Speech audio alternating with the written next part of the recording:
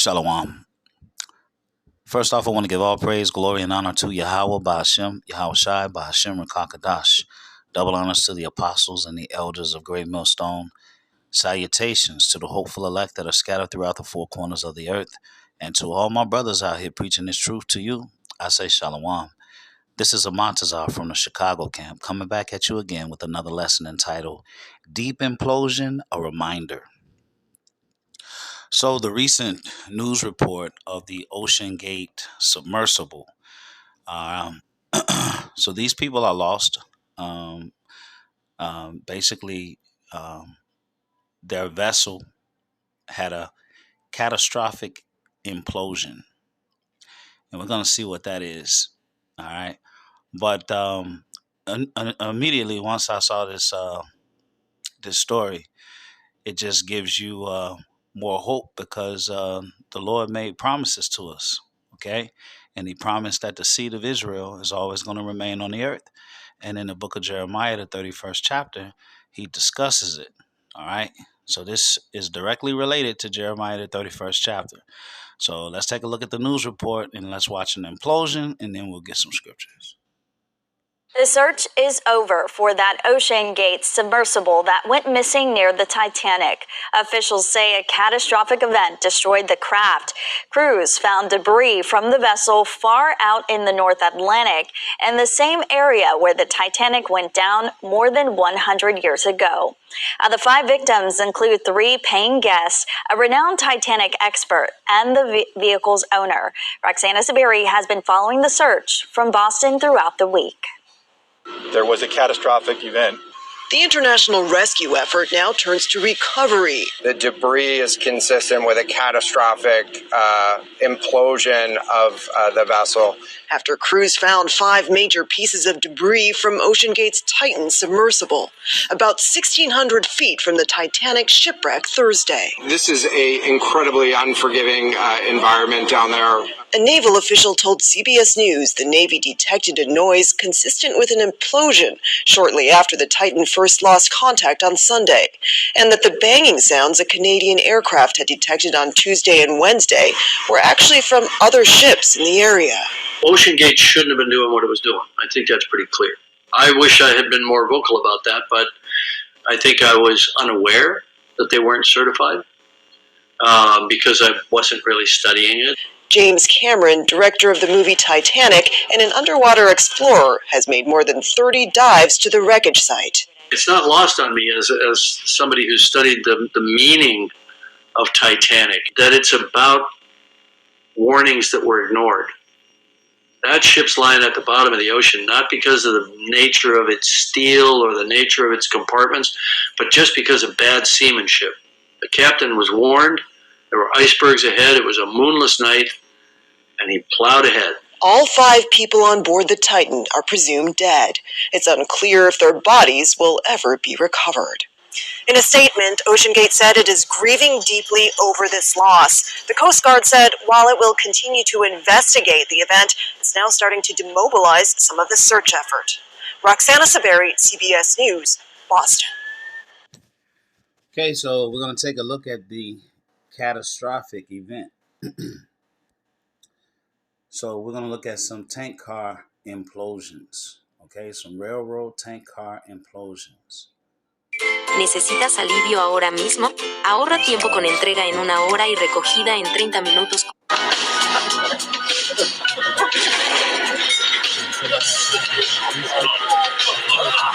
760. Gewonnen hat Herr Dr.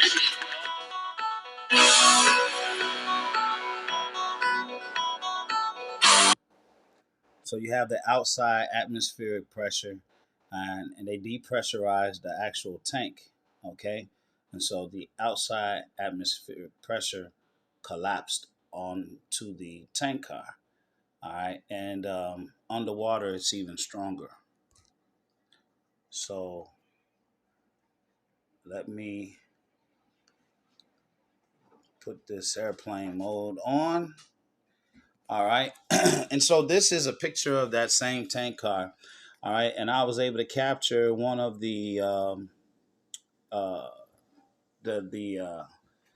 the little post.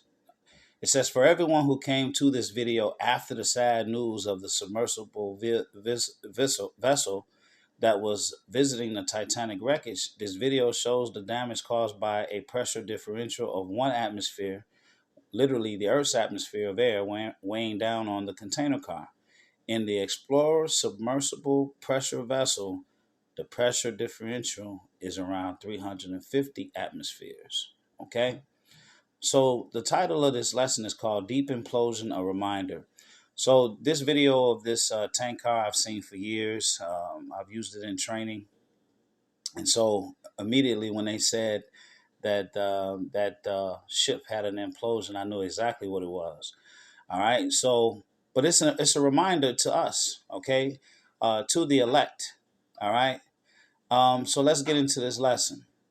Psalms 95:3. We'll start at verse 3. It says, for Yahweh is a great power and a great king above all gods. And it says, in his hand are the deep places of the earth. The strength of the hills is his also. The sea is his, and he made it, and his hands formed the dry land. Okay. All right. So the Lord created the deep and the seas. Now, here is the Lord's promise to us. This is Jeremiah 31, and we'll start at 35. Thus saith Yahweh, which giveth the sun for a light by day, and the ordinances of the moon and of the stars for a light by night, which divided the sea when the waves thereof roar. Yahweh of hosts is his name. If those ordinances depart from before me, saith Yahweh, then the seed of Israel also shall cease from being a nation before me forever. So the Lord has promised that the seed of Israel is always going to remain on the earth as long as the sun is still shining and the moon is doing its job and the stars are doing its job. The seed of Israel is going to be here on this earth. Okay? So there's no such thing as everybody's all mixed up. Okay? The seed is not diluted, because people are mistakenly understanding about mixed race, or what people call mixed race. That's not mixed race. Okay? You are who your father is. All right? That's a video that's also on this channel. Look it up. All right, let's look at verse 37. Thus saith Yahweh, if heaven above can be measured, and the foundations of the earth searched out beneath, I will also cast off all the seed of Israel for all that they have done, saith Yahweh. You see that? So the Lord put something out there that man can't possibly, Esau in particular, can't possibly find the answer to. In verse 37, he says, if heaven above can be measured, and the foundations of the earth searched out beneath, I will also cast off all the seed of Israel for all that they have done, saith Yahweh. Well, guess what? There's limits, okay, to man's reach, okay? They tell you that they went out into space, okay? But you have something called a Van Allen belt, okay, that they haven't been able to get past, all right? Also, you have the depths of the sea, all right? The ocean is the ocean and the deep is so deep, man still can't discover and go as deep to find out, to search out the earth. Okay, this is a perfect example. All right, this little machine imploded on itself. So they was talking about them running out of oxygen.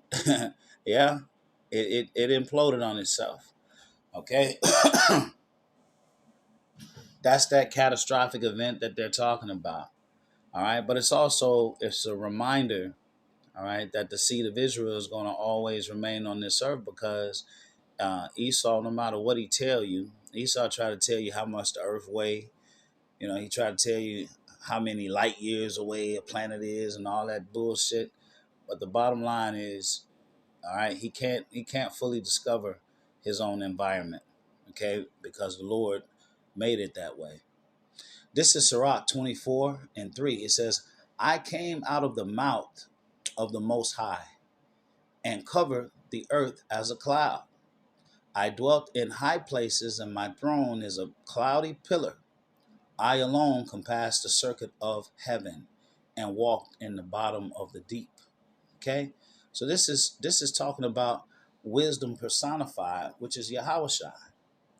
Verse 6, in the waves of the sea and in all of the earth, and in every people and, and nation, I got a possession. With all these I sought rest, and in whose inheritance shall I abide? So the Creator of all things gave me a commandment, and he that made me caused my tabernacle to rest, and said, let thy dwelling be in Jacob, and thine inheritance in Israel. Okay? All right, so Jeremiah 31 talks about the seed of Israel remaining on the earth as long as the ordinances of the sun and the moon and the stars, as long as they're doing their jobs, and as long as somebody can't search out the heavens or the deep, Israel is going to be on the earth. Now, who is Israel? Second is Esdras 5 and 23, and it reads, and said, I, O Lord, that bearest rule of every wood of the earth, and of all the trees thereof, thou hast chosen thee one only vine. And of all the lands of the whole world, thou hast chosen thee one pit. And of all the flowers thereof, one lily. And of all the depths of the sea, thou hast filled thee one river. And of all builded cities, thou hast hallowed Zion unto thyself. And of all the fowls that are created, thou hast named thee one dove. And of all the cattle that are made, thou hast provided thee one sheep. And among all the multitudes of people, thou hast gotten thee one people. And unto this people, whom thou lovest, thou gavest a law that is approved of all. And now, O Yahweh, why hast thou given this one people over unto many? And upon the one root hast thou prepared others? And why hast thou scattered thy only one people among many? Okay, so that's the book of Second Esdras, all right, talking about the exclusivity of Israel, all right, the Lord's chosen people. This is Psalms 107. I'm going to start at 21. Oh, that men would praise Yahweh for his goodness and for his wonderful works to the children of men, and let them sacrifice the sacrifices of thanksgiving and declare his works with rejoicing, that they go down to the deep in ships that do business in great waters. These see the works of Yahweh and his wonders in the deep. For he commanded and raiseth the stormy wind, which lifteth up the waves thereof. They mount up to the heaven, they go down again to the depths. Their soul is melted because of trouble. They reel to and fro and stagger like a drunken man, and are at their wits' end. Okay? Talking about the depths and the water. All right, and men who've done work on ships, they see, the power of the Lord. All right, in the ocean. Ecclesiasticus, okay, or Sirach 16 and 18. It says, behold, the heaven and the heavens of heavens, Salakia, behold, the heaven and the heaven of heavens, the deep and the earth, and all that therein is shall be moved when he shall visit. Okay. The mountains also and foundations of the earth be shaken with trembling when Yahweh looketh upon them. All right, because this example of this ocean gate is a very, very small example.